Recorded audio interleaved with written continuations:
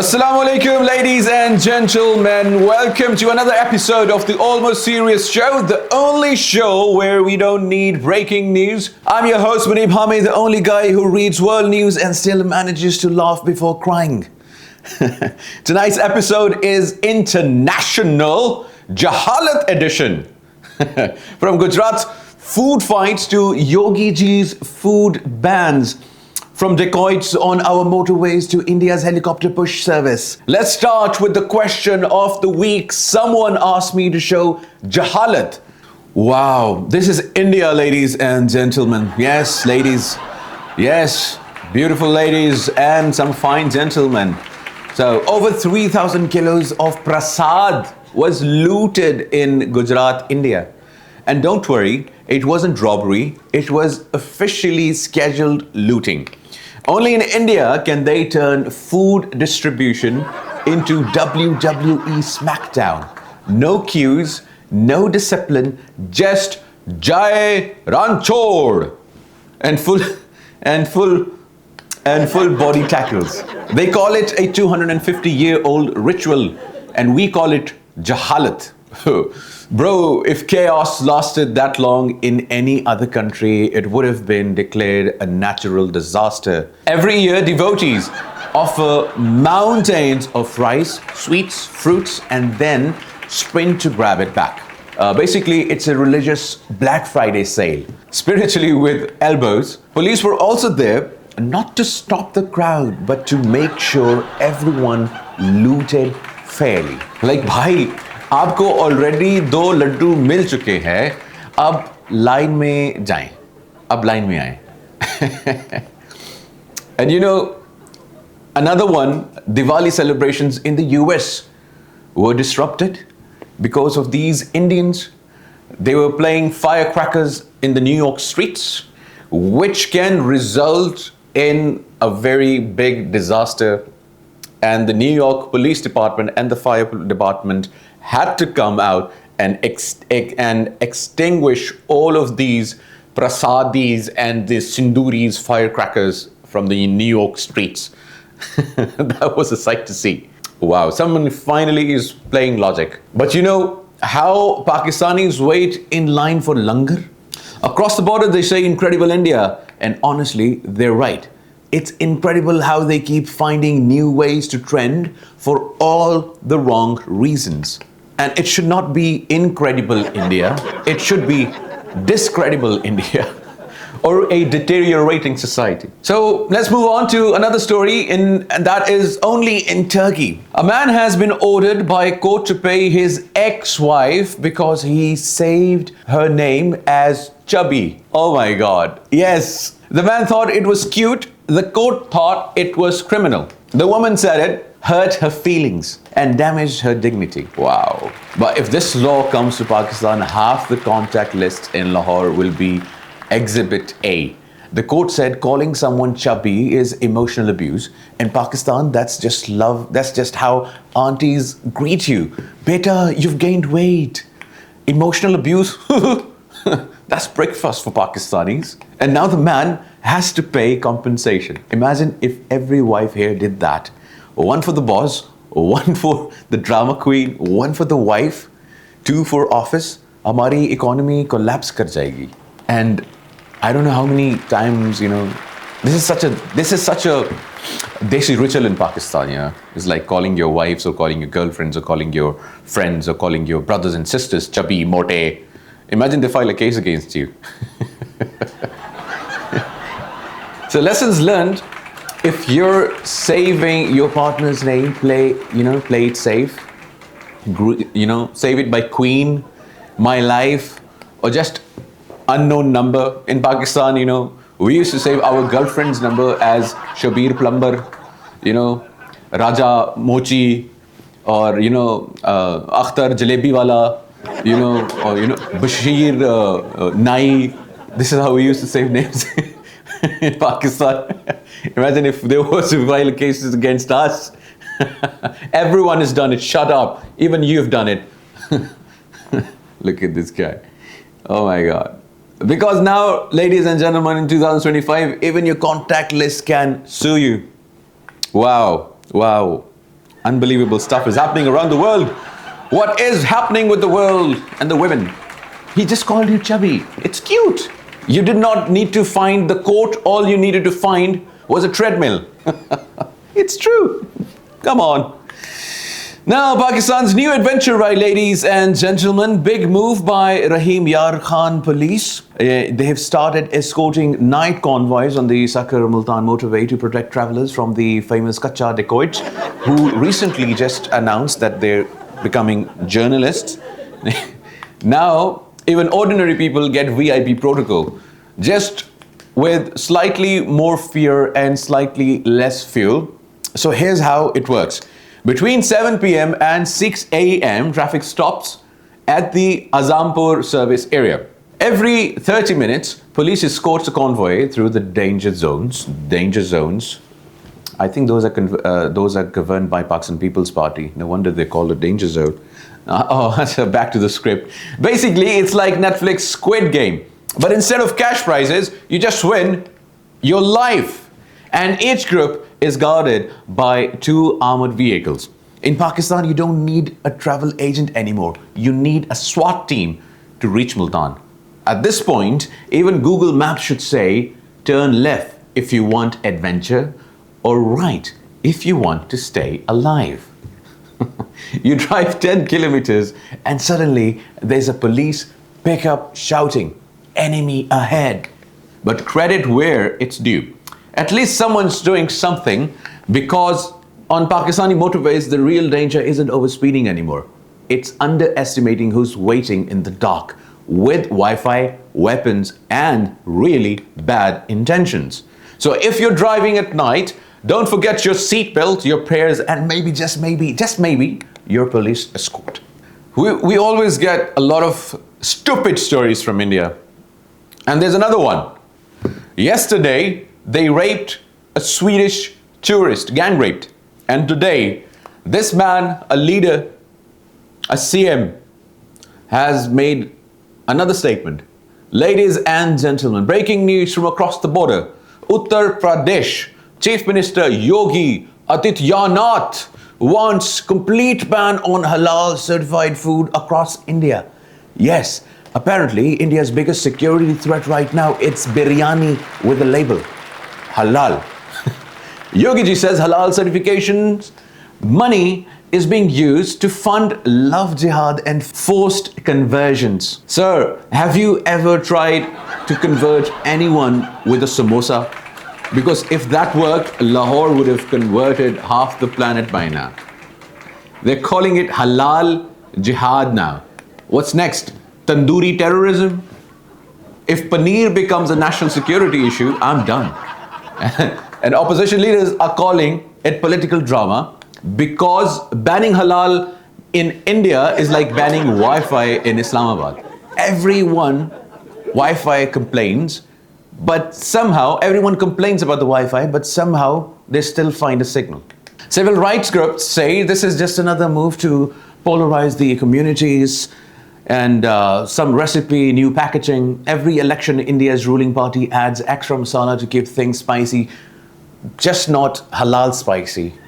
Just some, cow piss spicy, maybe. Imagine you live in a country where you can drink cow piss, but you can't eat meat. So the meat is the threat, but cow piss is not the threat. Ladies and gentlemen, presenting to you the incredible India, where you can eat cow dung, but you can't eat the cow. So yes, Yogi ji wants a ban on halal food. Meanwhile, the rest of the world is just trying to ban hunger. Different priorities, same stomach, but Indians definitely need a software update. And since we Pakistanis are really good at it, so you're welcome. We can fix your problems.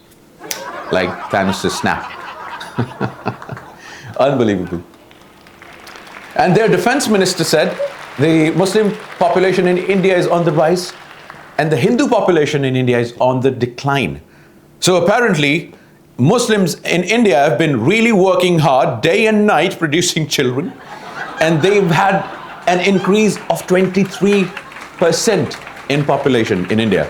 And there has been a decline of about less than 5% population of Hindus. So it's your fault. Hindus, it's your fault. It's not our fault. It's not Pakistan's fault you guys can't produce children. Unbelievable stuff is going on in India. Anyways, moving on now, ladies and gentlemen. Again, the president of India's helicopter. Oh, another story from India. Now, the president of the president. I don't know, whenever I'm talking about India, I just get this accent. You know, you can never change two things about India: their accent and the cow piss drinking habit. The president of India's helicopter gets stuck in Kerala. Yes, you heard that right. The chopper landed, the ground sank, and police had to push it out. And this, ladies and gentlemen, is the helicopter of the President of India. And imagine police has to push it. In Pakistan, even our Suzuki Mehran is better than the presidential helicopter. Even our FX is better than the Indian presidential helicopter. You know, an FX, it has an Audi logo or a Mercedes-Benz logo is better than this helicopter. And they claim it was like, Operation 2.0 ke liye taiyar hai, wo fix your helicopter. This is... Oh my God, oh my God, oh my God. They say India's infrastructure is flying high, apparently not high enough. Oh my God, the poor pilot must have been, you know, like engine, okay, rotor, okay, rod, missing. And imagine the scene. Police and the fire brigades pushing the helicopter like it's a broken down rickshaw. Somewhere, the mechanic in Rawalpindi just whispered, at least we only push motorcycles. Officials said the helipad was newly concreted. We poured the cement this morning and hoped for the best. And the helicopter sank in it.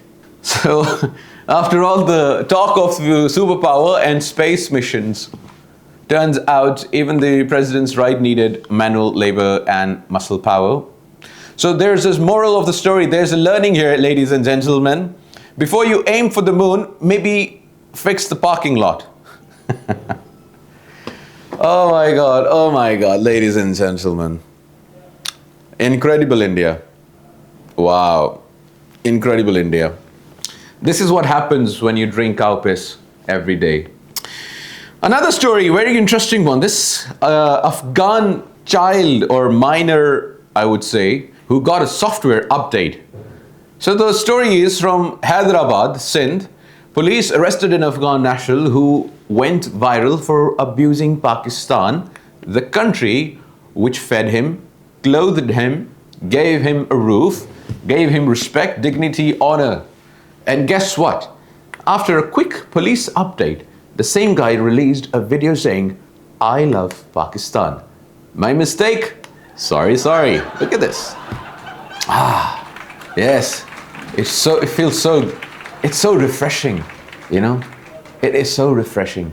जैसे गर्मी का सख्त मौसम हो है और आप गुड़ वाला शरबत का सिप लेते हो. Felt like this watching this software update. The famous Hyderabad software update, you know. 1 minute you're insulting the country, next minute you're singing Dil Dil Pakistan with autotune. Police said it was a peaceful correction, which in Desi terms means he got the Wi-Fi, Bluetooth and patriotism reinstalled from various available slots in his body. So there's another moral of the story. Before you abuse a country, check your location settings, because VPN doesn't work here. Because some updates don't come from Google, they come from Hyderabad division. Wow. And another update we need, but it is across, you know, the border. So an Indian couple spent lakhs of rupees to visit Vietnam. Indian couples making India proud. They visit Vietnam and then got caught on camera stealing from the street vendor.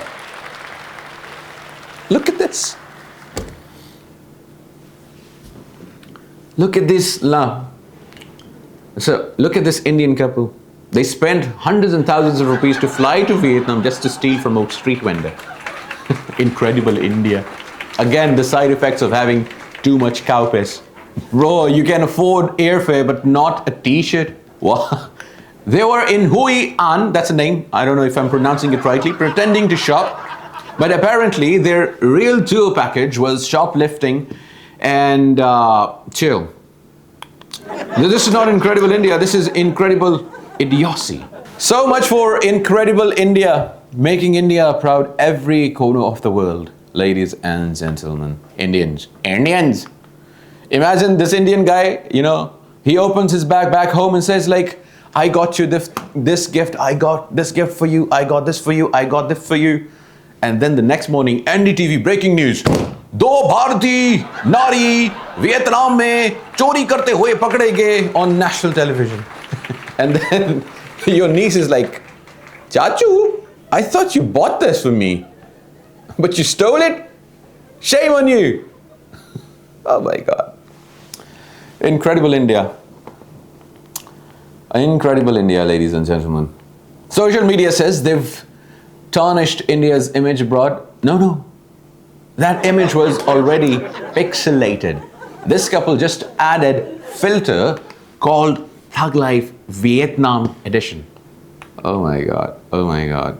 And these interesting stories just don't come to an end. Ladies and gentlemen, Pakistan did it again. Moving on. Our very own Haider Ali stepped into the cage and absolutely flattened India's Rana Rudra Pratap Singh in Dubai. First round, 3 minutes, game over. Singh came in with the confidence, gloves up, chest out, and Haider Ali said, brother, that just is the target. 1, 2, and boom.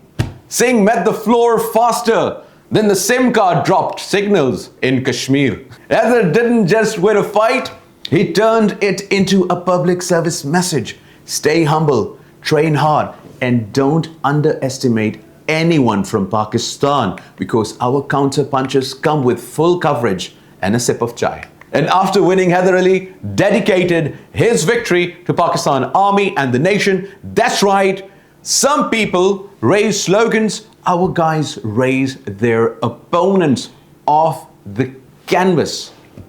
Oh, ye galat hua. That's right, some people raise slogans, our guys erase their opponents off the canvas. Ladies and gentlemen. So salute to Haider Ali, a man who proved you don't need a border to wave the flag, just a ring, a pair of gloves, and courage to throw the first and last punch. Ladies and gentlemen, Pakistan's undefeated in heart, unmatchable in spirit. We salute you, ladies and gentlemen. Applause for Haider for kicking ass of this Indian. Well done. So folks, it's Friday night, so that's all from tonight. The world keeps giving up content. Oh my God. And we just add commentary, but credit where it's due. Every headline reminds us why Pakistanis have the world's toughest sense of humor. Because we survive every day's news cycle without therapy. I'm Munib Hamid, signing off from the Almost Serious show. Stay smart, stay sarcastic, and always stay almost serious. Ladies and gentlemen, have a fantastic weekend, and let's hope we, have some more software and hardware updates to do, in Pakistan and across the border. Ladies and gentlemen, never forget, Pakistan Zindabad.